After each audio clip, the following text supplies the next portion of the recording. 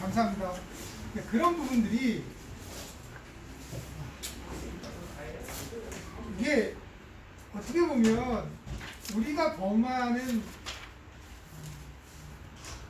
수 있는 그런 부분들이에요. 하나님의 말씀은 하나님이 전하시고자 하는 말씀을 저를 통해서 주혜종을 통해서 선포하시는 거잖아요. 근데 하나님께서 저에게 뇌마를 주시거나 아니면 캐리그마를 주어서 말씀을 선포하시는데 그 말씀이 제 머릿속에 들어와서 제가 가지고 있는 삶의 여러 가지의 삶의 형태와 생각들이 거기에 섞여져 가지고 나오거든요. 그러다 보면 그 중심이 하나님 말씀이 51%가 돼야 되는데 1% 차이예요. 참된 정이냐 참되지 않는 정의 차이점은 99% 차이가 아니라 1% 차이입니다. 1%. 그러니까 51%를 하나님 말씀을 전할 것이냐 내 생각을 49%로 생각할 것이냐 아니면 내 생각을 51% 잡고 하나님 말씀을 49%로 잡을 것이냐 이 차이라는 거예요. 근데 이게 수치상으로는 1% 차이인데 결과상으로는 엄청난 결과가 초래가 될 수도 있는 부분입니다. 자, 분명히 하나님 예수님께서 한 달란트라는 그 기준은 한 달란트를 가지고 있는 그 사람이 그 종이 일을 안 한 게 아니에요. 일을 안 한 게 아니에요. 근데 종이라는 개념이 어떤 종일까요? 종.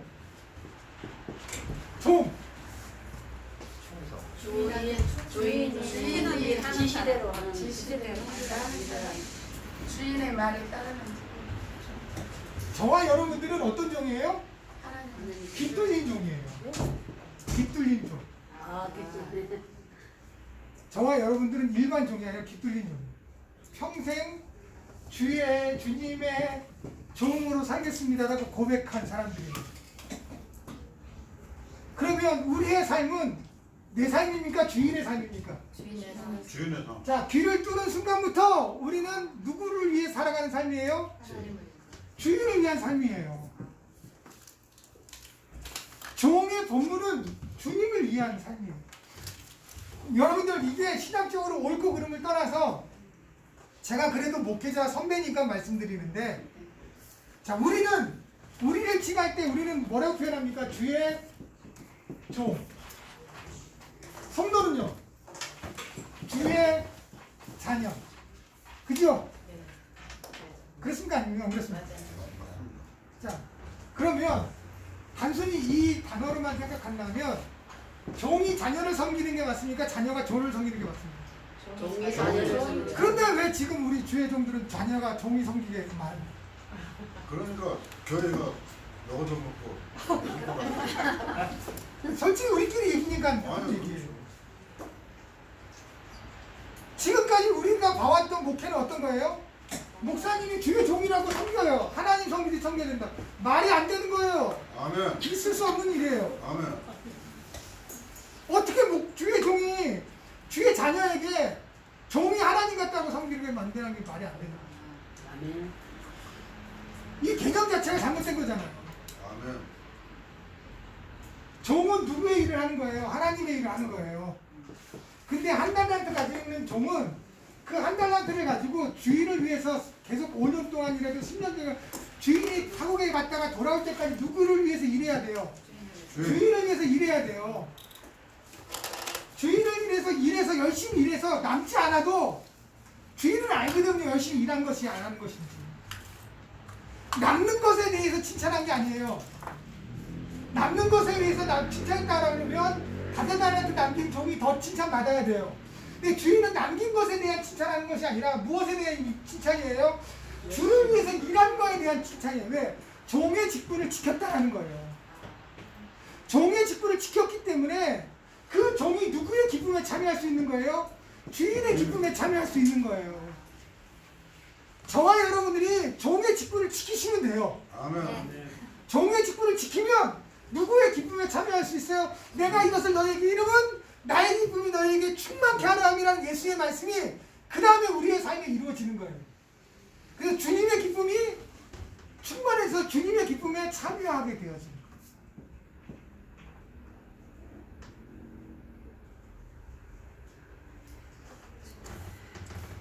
그러니까 그 말이 답이 좀 됐겠죠? 오늘따라 그렇게 흥분을 하지. 근데 제가 이렇게 말씀드리지만 저한테는 이 모습이 너무 많기 때문에 흥분하는 거예요. 사실 저한테 이런 모습이 없었으면 흥분할 일이 아닌데 저가 흥분하는 것은 다른 목회자들을 이렇게 탓하는 게 아니라 제 모습에 이런 모습이 있기 때문에 흥분하는 거예요. 제가 20년 목회하면서 이런 모습이 너무 많기 때문에 흥분하는 거예요. 저는 절대 다른 목회자님들 제가 그 목사님들이 어떻게 사역하는지 본 적이 없거든요. 근데 나는 제가 사역하는 모습을 너무나 잘 알잖아요. 그렇잖아요.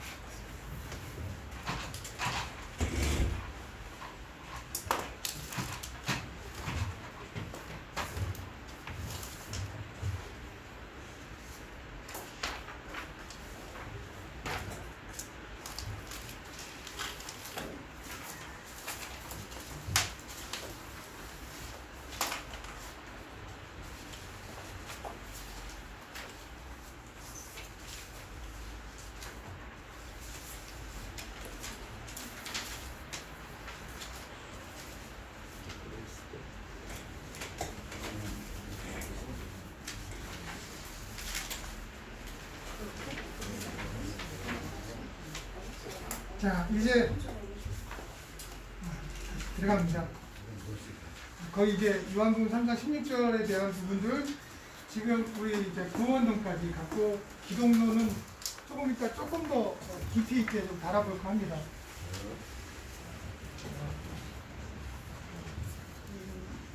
하나님께서 독생자를 주셨다. 저를 믿는 믿음은 유일한 한 가지, 더 이상 관계 없습니다. 근데 이 믿는 그 자들에게라고 있지 않습니까? 믿는 자들에게라고 하는 것은 Graced Opportunity라고 해서 위대한 기회입니다. 중요한 것은 구원의 보편성을 이야기했을 때 이 사도 요한이 요한 3장 16절을 통해서 구원의 보편성을 다 얘기를 했을 때 구원은 무조건적으로 받는 것이다라는 그 보편성을 얘기한 게 아니라 구원의 기회는 누구에게나 주어졌다는 거예요. 이 기회가 믿음이죠. 독생자를 믿는 그 믿음의 기회는 누구한테 주어졌다는 거예요. 누구한테나 다 주어졌다는 거예요. 이게 위대한 기회입니다. opportunity. 위대한 기회. 근데 우리가 한 가지 예를 들어 보면 그렇다면 하나님의 예정론과 이게 반대되는 얘기가 되지 않느냐라고 되어져 있는데 반대되어진 얘기가 아니에요. 자, 사도 바울이 그렇게 위대한 사도 바울의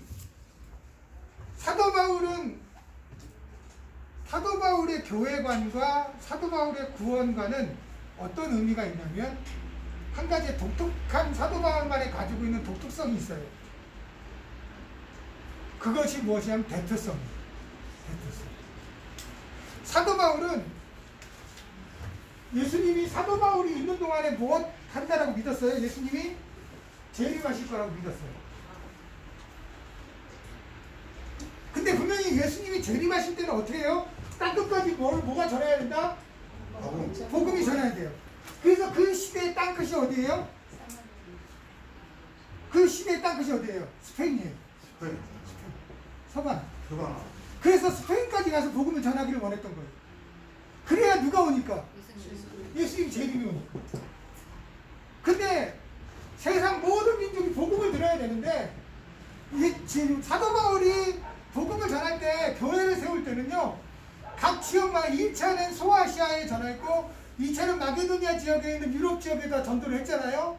근데 교회를 개척할 때마다 아주 무책임하게 했어요. 우리가 봤을 때는. 개척하고 바로 떠났거든요. 교회를 세우고 바로 떠나고 교회를 세우고 바로 떠나고 교회를 세우고 짧게는 한 달 반 동안 길게는 한 달 1년 보름 정도 1년 6개월 정도 있었거든요.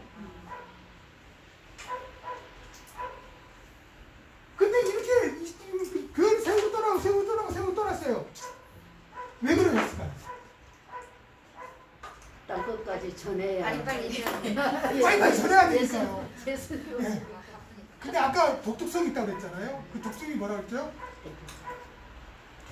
대표성이라고 했죠. 자, 빌립보 지역에 루디아의 집에서 마게도냐 첫 성인 빌립보의 루디아 집에서 교회가 세워졌습니다. 교회가 세워지면 교회 하나가 세워지면 이 교회가 무엇을 가지고 있는 거예요? 대표성을 가지고 있는 거예요. 그래서 이 교회가 하나 세워지면 이 지역이 다 구원받는 거죠. 복음이 다. 그래서 다른 지역으로 간 거예요. 아멘. 또 세우고 또 세우고. 아멘. 그래서 이 교회의 대표성. 그래서 이 사도 바울은 로마를 통해서 로마에 있는 교회들에게 교회의 지원을 받아서 땅끝인 스페인까지 섬 하나까지 복음을 전해서 예수님 재림하기를 기다렸다. 이 대표성을 가지고 있었어요. 그래서 사도 바울의 선교관, 사도 바울의 교회관, 사도 바울의 구원관 이런 부분 대표성을 가지고 있다. 여러분들이 이러한 대표성을 가지고 사역하세요. 아멘. 여러분들이 있는 곳이 곧 사도 요한이 얘기하고 있는 하나님의 나라가 이루어지는 거예요. 아멘. 근데 그건 사도 바울의 하나님 나라니 하나님께서 재림하신 때는 아무도 모른다고 그렇죠. 했잖아요. 근데 바울은 자기가 그렇게 아무래도 온다라고 믿고 했던 한 사람이라도 자기만의- 복음을 전하기 위해서. 다시 말하면 하나님이 예정되어져 있는 자가 누구인지 모르잖아요. 사도 바울은. 사도 바울이 복음을 전하는 이유는 빨리 땅끝까지 이르러 복음을 전해서 예수님의 재림이 빨리 내려오기를 원하는 부분도 또 한 가지 있지만 또 한 가지는 사도 바울이 아무리 애를 쓰고 해도 누가 하나님이 택한 예정되어 있는 사람인지 누가 예정 안 돼 있지 않는 사람인지를 모른다는 거예요. 그렇기 때문에 나는 예정되고 안 되고 중요한 게 아니라 무엇이 중요한 것이다? 복음을 전하는 게 중요한 것이다. 그런데 복음을 전하고 나니까 구원받는 사람들, 교회 성도들을 이렇게 딱 보니까 저 사람은 정말 하나님의 예정 가운데 있는 사람이다라는 걸 그때 아는 거죠. 갈라디아에서 얘기하고 있는 예정에 대한 부분들이 그런 부분들이에요. 그러니까 우리가 복음을 전하는 이런 우리가 이 구원의 보편성, 구원의 유일한 모든 사람들에게 믿음의 구원, 바로 구원의 기회를 주셨다는 거예요. 하나님 예수님 믿는 기회를 주셨는데 이게 예정론과의 충돌이 일어나느냐 그렇지 않다라는 거죠. 예정이라는 것의 범위는 누구의 권한입니까? 하나님. 그렇죠. 우리는 때를 얻든지 못 얻든지 우리가 굳이 저가 예정되어 있는 자다 아니다를 알 필요가 있습니까? 없습니까? 없는 거예요. 그것을 하나님의 권한에 맡겨두는 거예요. 그런데 우리는 이 예정까지 알려고 하는 거예요. 그러니까 교회에 등록까지 시키려고 합니다.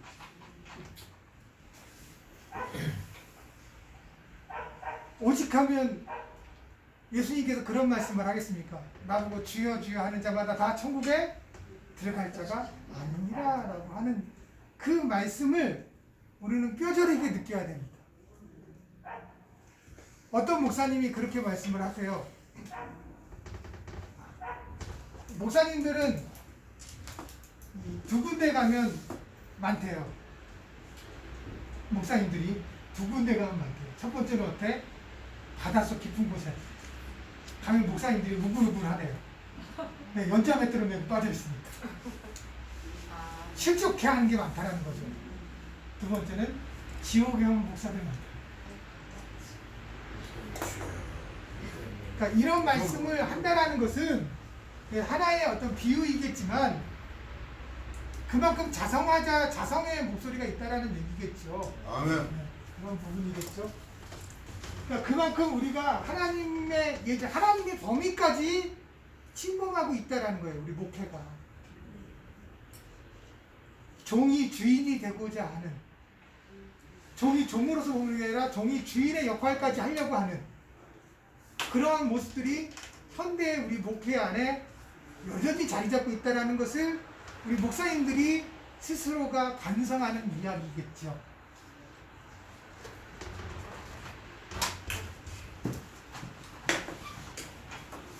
실망하지 마세요. 여기 있는 분들은 제가 보기에는 절대 연장했던 몇 분들 한 명도 없어요. 아멘.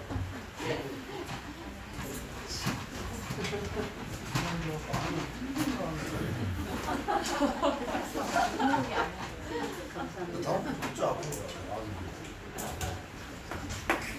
자, 이 기회를 얻는 자에게 하나님이 위대한 그레이스, 프라미스, 위대한 약속을 하셨는데 그 약속이 무엇이다? 멸망치 않는다.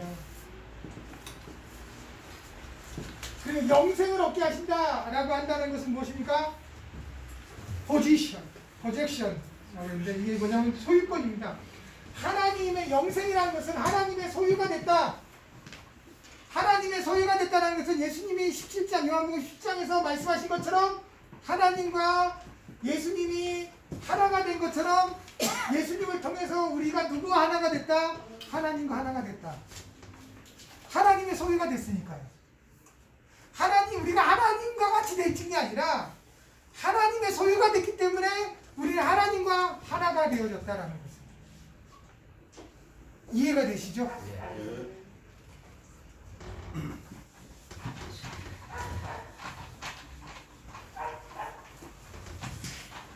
자, 이렇게 간략하게 요한복음 3장 16절을 통하여서 2시간 반 정도 우리가 조직신학적인 부분에서 살펴보았습니다. 그러니까 요한복음 3장 16절을 살펴본 이 부분들은 사실은 요한복음 전체를 우리가 아울러 본 거 다를 바가 없어요. 자, 그러면 우리가 여기서 또 한 가지 살펴볼 것이 기독론입니다. 기독론.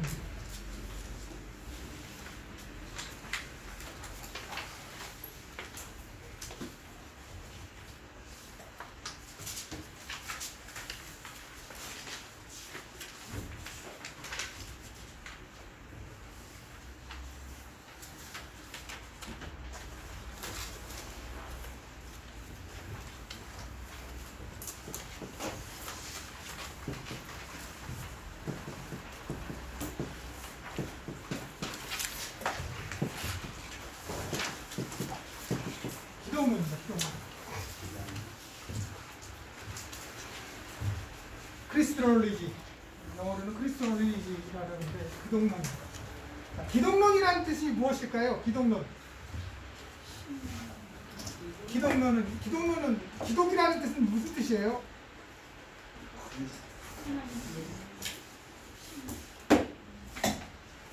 기독이라는 뜻은 무슨 뜻일까요?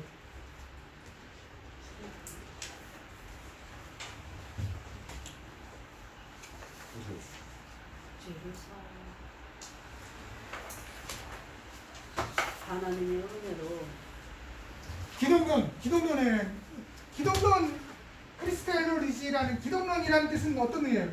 우리 조직신학에 보면 기독론이 있습니다. 기독론이라는 것은 기독이라는 것은 누구를 의미합니까? 기독이란 예수 그리스도를 의미합니다. 기독이란 예수 그리스도를 의미합니다.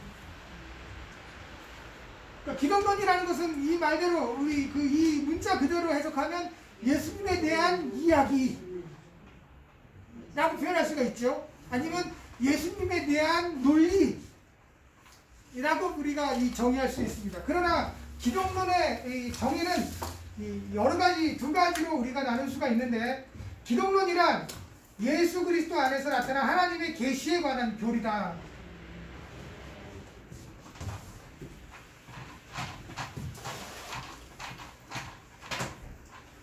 기독론은 예수를 통한 하나님의 교리다.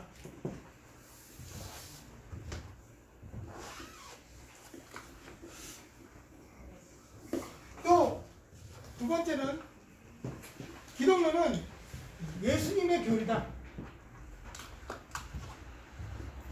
예수님에 대한 교리다. 예수님에 대한 교리. 그렇다면 예수님에 대한 교리는 무엇입니까? 예수는 그리스도다. 예수는 그리스도다.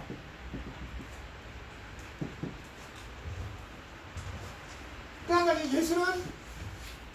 예수 그리스도는 주시다 라는 의미.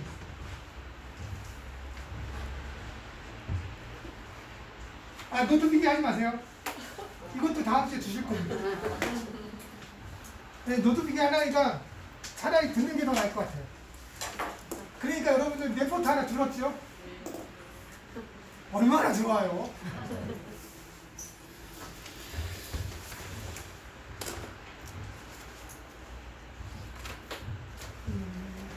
성경에 보면 마가복음에 보면 예수님 만나는 자마다 예수님에 대해서 물어봅니다. 예수님의 이적과 예수님의 기적, 예수님이 행하시는 일들을 통해서 계속해서 물어보십니다. 도대체 무슨 권위로 그가 가르치느냐? 아니 그가 누구길래 죄를 사하느냐? 아 도대체 그가 어떤 사람이길래 바다와 바다도 그에게 순종하느냐? 그리고 마지막 공회원에 있는 이 바리새인들과 서기관과 공회원들이 예수님을 신문할 때 예수에게 마지막으로 질문한 게 뭡니까? 너는 누구냐 도대체? 너는 누구냐? 이 질문이 가지고 있는 것이 뭐냐? 기독론이랍니다. 예수는 누구신가? 예수는 누구신가?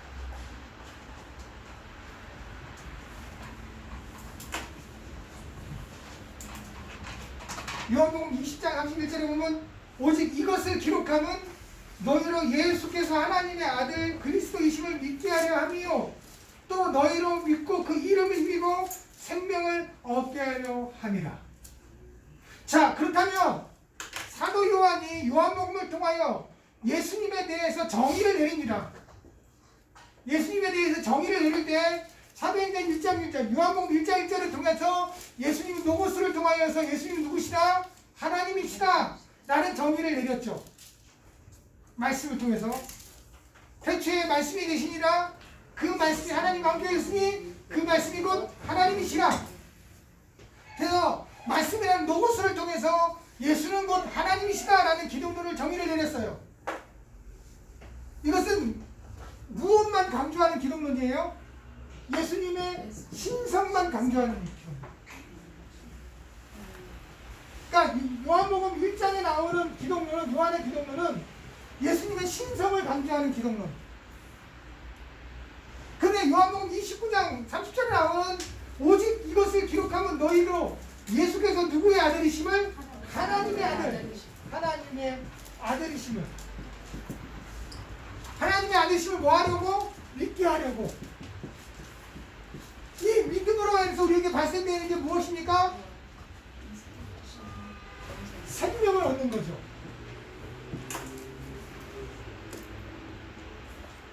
이게 요한복음 29장에 나오는 기독론이에요. 요한복음 20장에 나오는 기독론인데 요한복음 1장에 나오는 신성을 위한 기독론이라면 요한복음 2장은 뭐예요? 인자. 그 사람의 아들. 인자. 바로 하나님의 예수님의 인성. 예수님의 인성을 가지고 있는 기독론이에요. 그러니까 요한복음은 1장서부터 마지막 장까지 20장이 마지막이거든요. 21장은 나중에 첨부시킨 거예요. 여러분들 요한복음 1장에서 시작해서 신성의 기독론으로부터 시작해서 마지막 20장에는 인성의 기독론으로 마무리 지고 있는 거예요. 그러니까 요한복음은 예수로부터 시작돼서 누구로부터 마무리 짓는 거예요? 예수로 마무리 짓고 있는 거예요.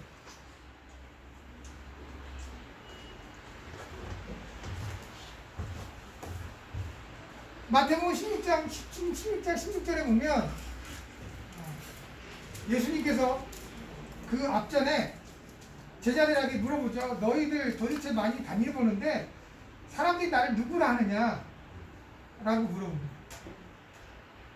다 대답을 하고 난 다음에 예수님이 이제 제자들을 향하여 물어보죠. 너희는 나를 누구라 하느냐? 그러자 베드로가 뭐라고 고백합니까? 주는 그리스도시요 살아계신 하나님의 아들이시다. 여러분들 엠문서라고 또 우리 누가복음, 마가복음이죠.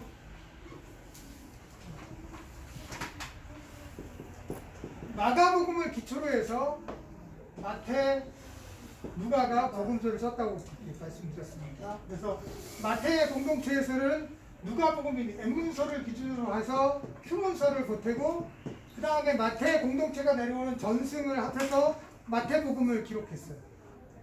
그래서 누가복음에서는 똑같이 뭐라고, 마가복음에는 똑같은 장면을 뭐라고 기록했느냐 한번 보면 되겠죠. 마가복음 8장에 기록이 나와 있어요. 마가복음 8장 28절인가요? 8장 28절인가 보네요. 27절인가 28절에 보면 똑같은 내용이 기록이 되어 있어요. 뭐라고 기록되어 있나요? 누가 한번 읽어보시죠.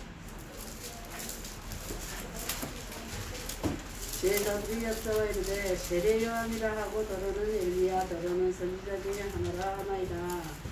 또 물으시되 너희는 나를 누구라 하느냐. 베드로가 대답하여 이르되 주는 그리스도이시다 하매 주는 그리스도시다. 자, 누가 마가복음에는 베드로가 뭐라고만 대답한 거예요? 주는 그리스도시다.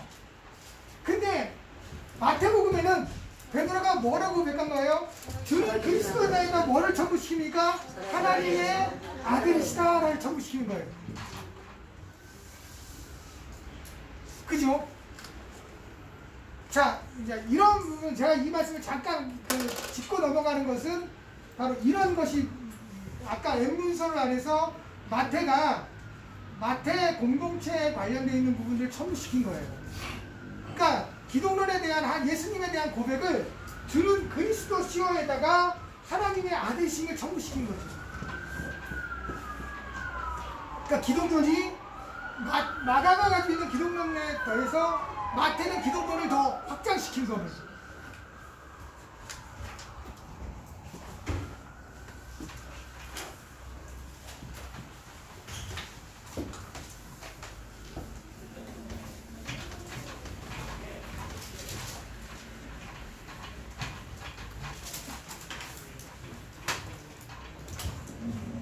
자, 그러면 이 기독론 중에서 직접 기독론이 있습니다. 직접 기독론, 그런가 간접 기독론이 있습니다.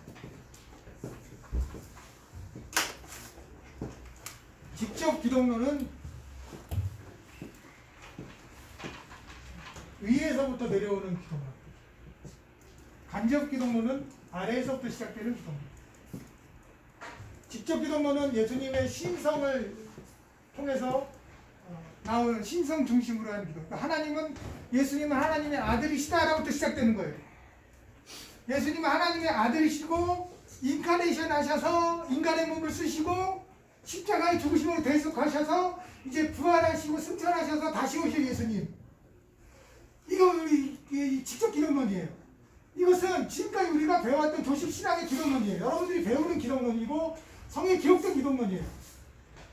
근데 이러한 직접 기독론에 단기가 드는 부분이 있어요.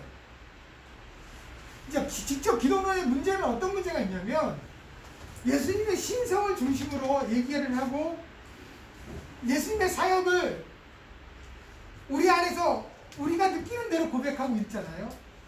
그러니까 이런 부분들은 어떤 부분이냐면 야, 너희가 이거 지어낸 얘기 아니냐, 이거 너희가 지어낸 얘기 아니냐라는 도전을 받게 돼 있습니다. 직접 기독론은. 이거는 초대교회에도 마찬가지였어요. 초대교회에도 로마에 있는 사람들과 로마인들과 유대인들이 그리스도인들에게 얘기하는 건 야, 너희들 예수라는 사람 너희가 만든 거 아니냐, 3일 만에 부활한 것도 너희들이 시체를 어디다가 숨겨놓고 부활했다고 너희가 만든 거 아니냐, 이런 도전을 받았다는 거예요. 그렇다면 자, 우리는 오늘 우리가 살펴본 건 간접 기독론을 한번 살펴보겠습니다. 이 간접 기독론이라는 것은 어떤 의미냐면 비유사성의 원칙,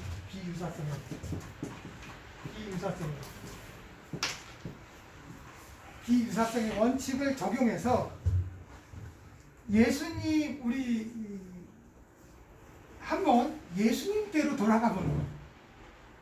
그러니까 지금 우리 세대의 우리 기준으로서 예수님을 하나님의 아들이다, 우리가 생각하고 있는 이 직접 기독론을 기준으로 해서 하나님은 예수님 하나님의 아들이시고 예수님 그리스도시다라는 그런 개념을 다 잊어버리고 다 지워버리고 그 시대로 가는 거예요. 그래서 우리가 누가 되는 거예요? 유대인들이 되는 거예요. 자, 그럼 우리가 유대인이 되어져서 예수님의 모습들, 예수님이 하던 그 말버릇, 예수님이 선포했던 것들, 예수님의 모든 언행들을 통해서 우리가 예수님은 그리스도다, 하나님의 아들이다를 찾아보는 거죠. 흥미진진하지 않나요? 아니신가 보구나. 이런 시도는 한 번도 해본 적이 없죠? 그 시대를 한번 돌아가 보는 거예요. 그래서 정말 순수하게 예수님이 말씀하시는 그 말버릇들과 예수님이 행하셨던 그 모습들, 그리고 예수님이 대했던 그런 일들을 통해서 아, 그렇구나. 비유사성의 원칙이라는 것은 그때 갔던 공통적인 삶의 부분과는 다른 부분이 존재하고 있다는 거잖아요. 다시 말하면 예수님만의 독특성, 예수님만의 독특성을 가지고 계셨다는 거잖아요. 하나님이신데 아무리 인간의 인성을 가지고 있어도 하나님의 본체신데 분명히 인간과는 다르게 하나님의 본체이시다라는 것을 자기도 모르게 몸에서 배는 부분에서 나오는 부분들이 있을 거 아니겠습니까? 그것을 찾아가 보는 거예요. 안타깝게도 시간이 얼마 안 남아서 이번 주하고 다음 주 시간을 통해서 그것을 이제 찾아가 볼 겁니다. 이 부분들이 여러분들 나중에 여러분들이 이제 성경을 대하거나 설교를 준비하거나 아니면 성경 속에서 예수님을 봤을 때 그 좀 이런 부분들을 알고 보시면 다르게 보입니다. 아, 그렇구나. 예수님의 어투가 이런 부분이었구나. 그리고 왜 유대인들이 예수님을 보고 죽이려고 했는가? 그리고 우리가 볼 때는 그게 정상적인 모습인데 왜 유대인들은 예수님의 모습을 통해서 신성 모독하고 있다라고 얘기를 하는가? 우리 그 이해가 안 되잖아요. 우리는 다분히 누구의 입장에서 보니까? 예수님의 입장에서만 보니까 그런 말들이 이해가 안 돼요. 도대체 답답해 죽겠어요. 아니 도대체 왜 유대인들이 그럴까? 자기네들이 기다리는 메시아가 왔는데 문화도 다르고 언어도 다르고 그리고 삶도 다르던 우리도 믿는데 그 2000년 시대 유대인들은 왜 예수님을 믿지 못했을까? 답답하잖아요. 나만 답답한가요? 그걸 한번 찾아보는 거죠.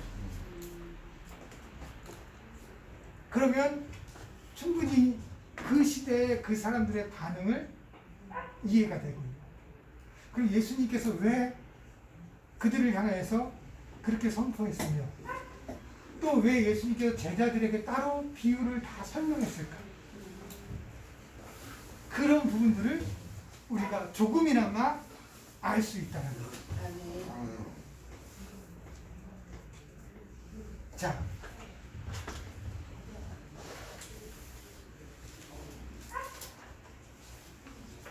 그러니까 한마디로 간접 기독론은 예수님의 순수한 인간으로서, 예수님의 신선 인간으로서의 인간의 모습 안에서 찾는 기독론이에요. 순수한 인간의 모습 안에서 찾는 기독론. 그래서 이 순수한 인간 안에 있는 독특성을 통하여서 찾는 기독론.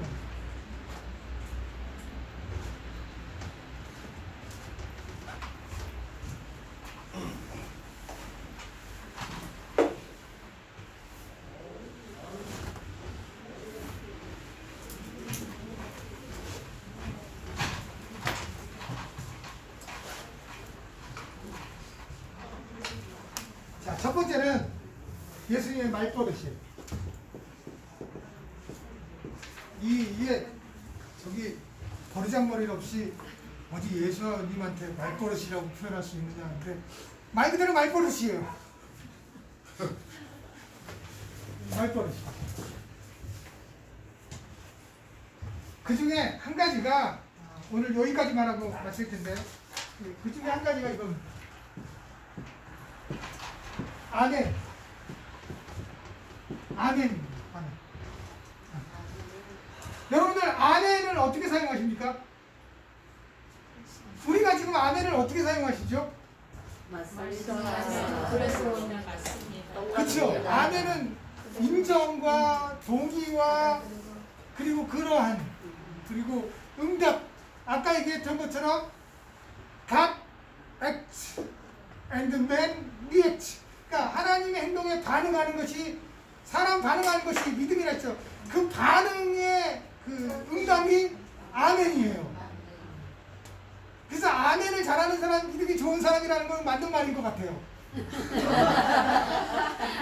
왜냐면 예수 하나님의 액션에 반응을 해주니까 네, 아멘으로 봐줘요. 아멘. 그러니까 그 말은 맞는 말이에요. 아멘을 자주 하는 게 믿음이 좋다라는 거예요. 그러니까 근데 이건 우리만 그랬던 것이 아니라 유대인들도 그랬다는 거예요. 유대인들도 그때도 아멘을 사용했는데 그때도 아멘을 사용하는 아멘의 부분이 내용 뒤에 아멘을 사용했다는 거예요. 내용 뒤에. 그러니까 이 말씀을 인정합니다. 받아들입니다.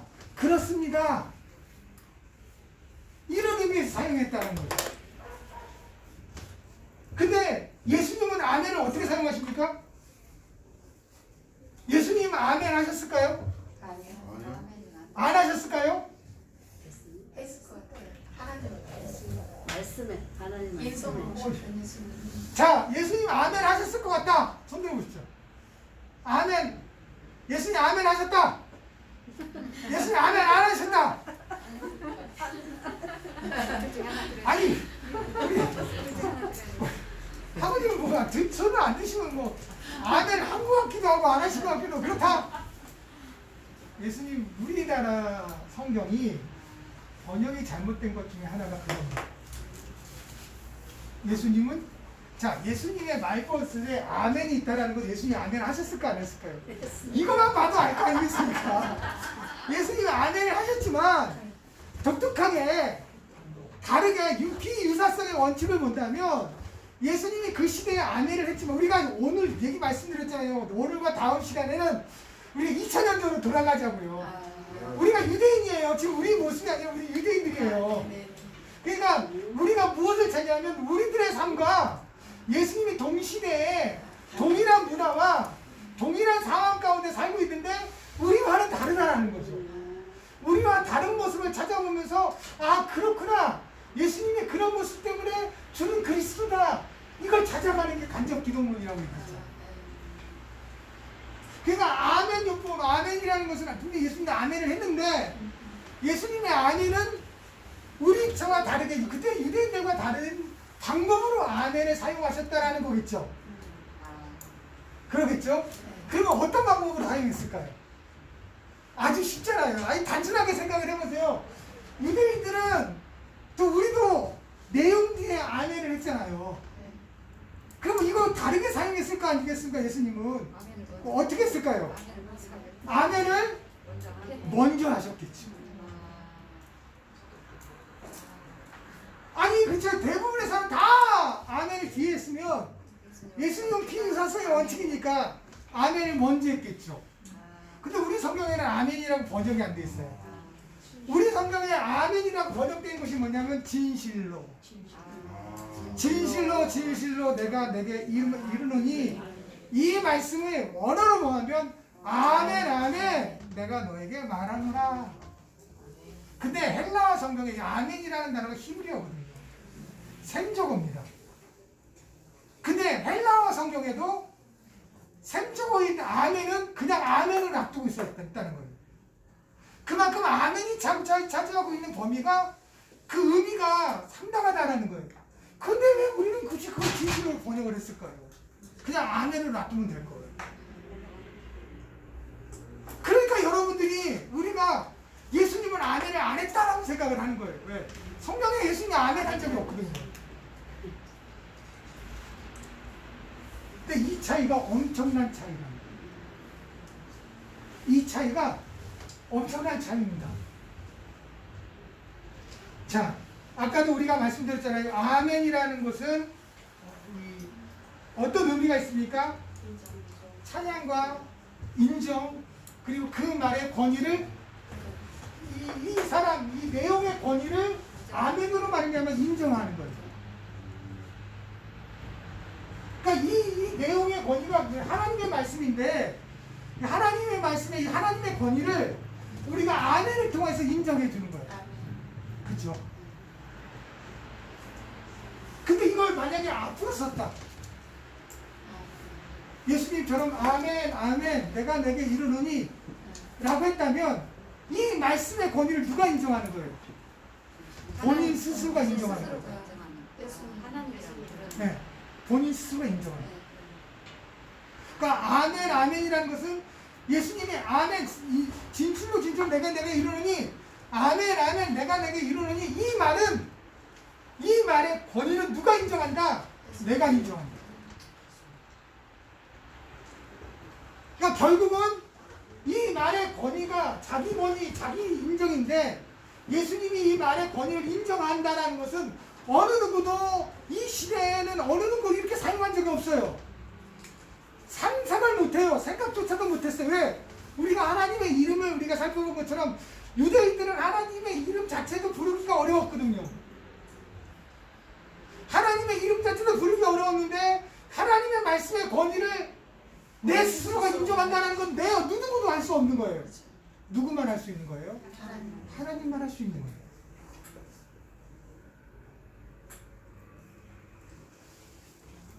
그렇기 때문에 유대인들이 예수님을 잡아 죽이려고 했다.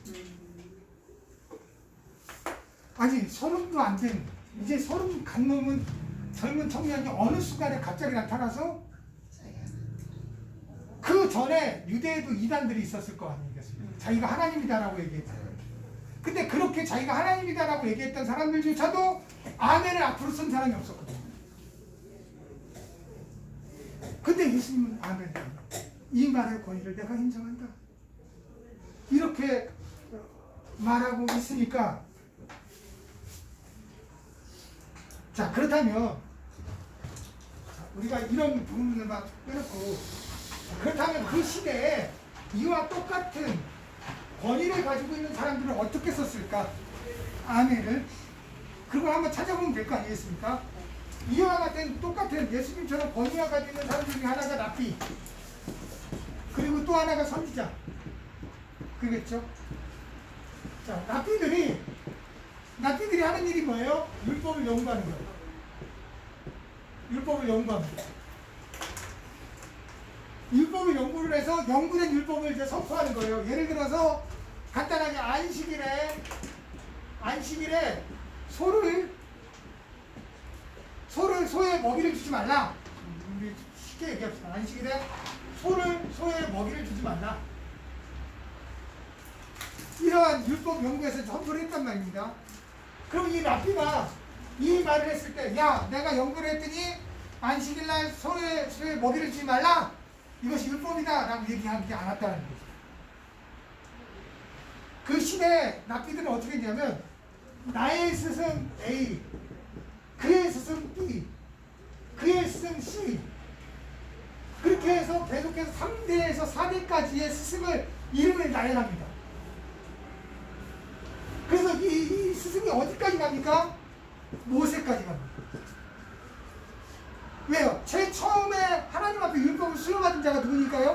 모세니까. 그러니까 이 말의 권위는 누가 인정하는 거예요? 모세의 권위로 말한다는 거죠. 그러니까 내 스승 랍비, 그 스승 랍비가 이렇게 얘기했다. 나에게 이렇게 얘기했다. 그래서 내가 너에게 이렇게 얘기한다. 라고 얘기한다라는 것은 이 말의 권위가 나한테 있는 게 아니라 누구한테 있다? 스승한테 있다. 그래서 그 스승은 어디까지 갔느냐? 모세까지 간다라는 거예요.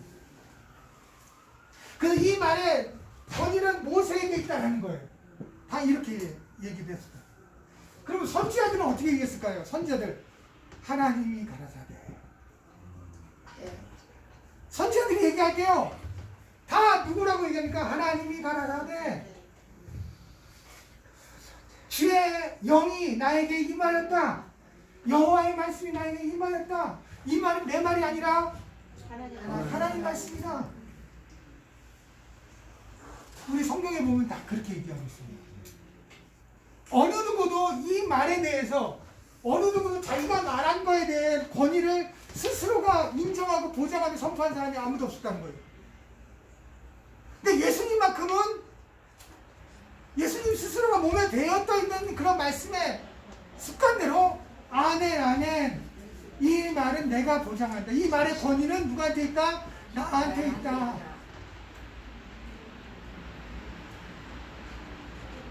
그러니까 그 결국은 뭐냐? 나는 곧 하나님이다. 이렇게 간접으로 본인이 하나님이심을 증거하고 있다는 거예요. 요한복음 6장 6절 그 말씀. 재밌으시죠? 네. 다음에는 이거하고 또 이제 아멘뿐만 아니라 아바 아버지, 아바 아버지 그리고 율법에 대한 부분들 그리고 제사함의 선포 그리고 제자 이런 부분에서 다음 주에 비유사성의 원칙을 통한 기독론을 한번 살펴보고자 합니다. 자, 이게 왜 중요하냐면요. 이러한 기독론을 통해서 우리는 예수님의 인성을 인정하게 됩니다. 그리고 이러한 예수님의 비유사성의 원칙의 간접 기독론을 통해서 무엇을 우리는 더 빛나게 합니까? 직접 기독론이 진정한 기독론이다라는 것을 우리가 서포트해 줄 수 있다는 거예요. 참 인간인 게 예수님은 참 신이 되신 겁니다. 아멘. 그래서 초대교회에 초대교회가 이단을 정죄할 때 이단의 기준이 뭡니까? 예수님의 성육신을 인정하지 아니하는 것. 그죠?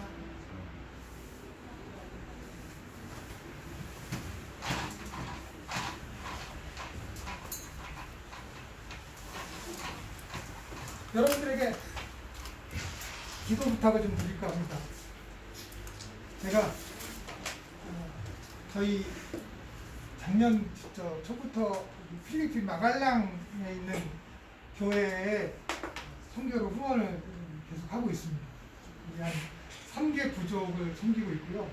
그리고 학생 어린아이들이 한 150명이 되고 그리고 성도들이 한 100명 가까이 됩니다. 마갈랑 나자렛 교회입니다.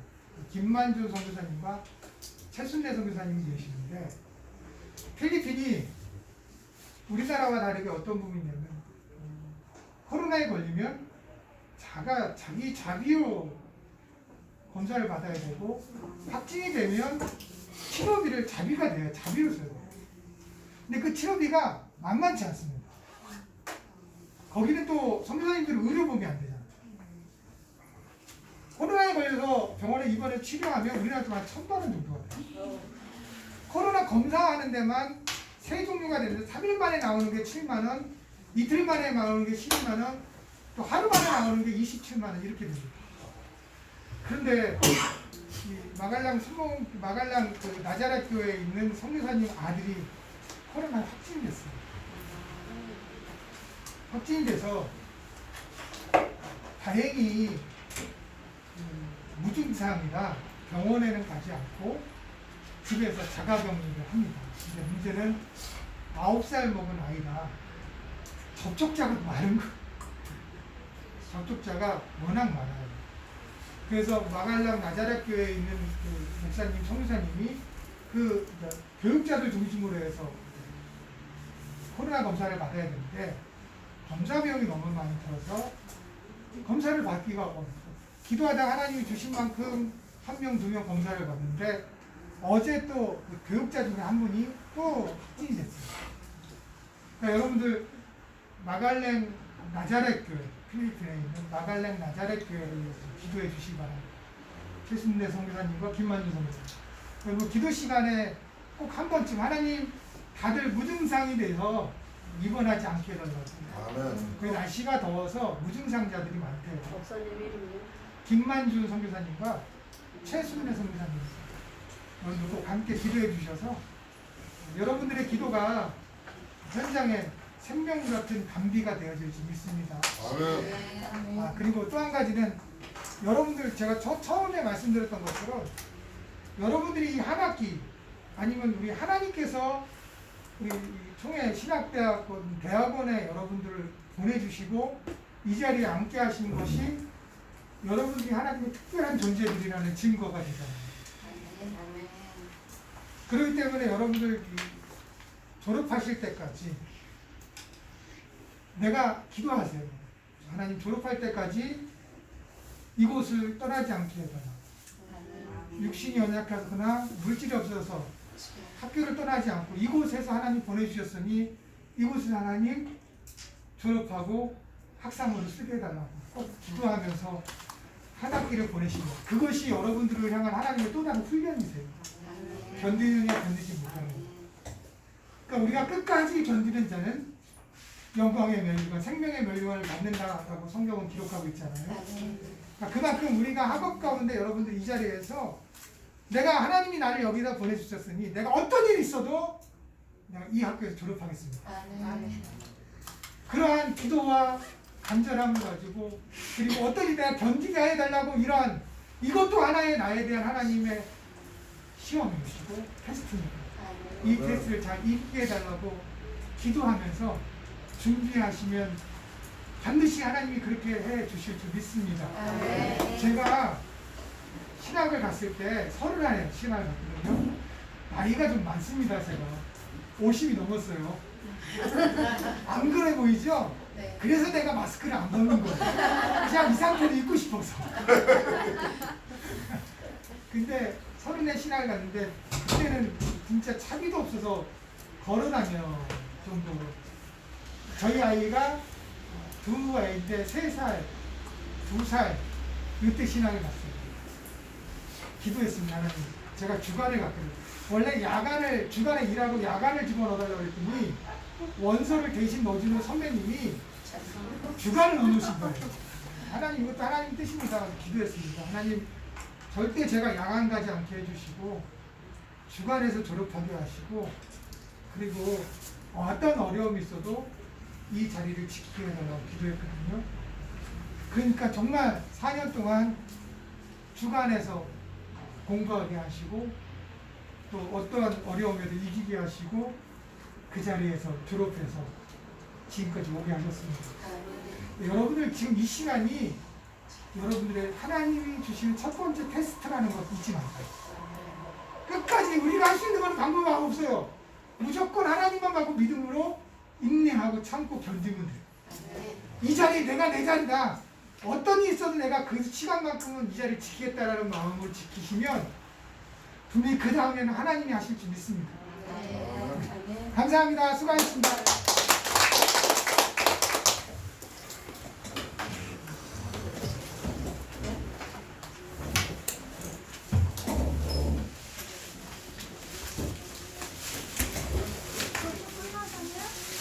끝까지인데? 10분까지예요. 아, 지금 진짜 얘기 좀 해주시죠. 그러니까 어간에 쉬는 시간 10분 쉬고 아. 2시까지잖아요. 그럼 2시부터 저 2시 10분까지 쉬고 2시 15분부터 시작. 네.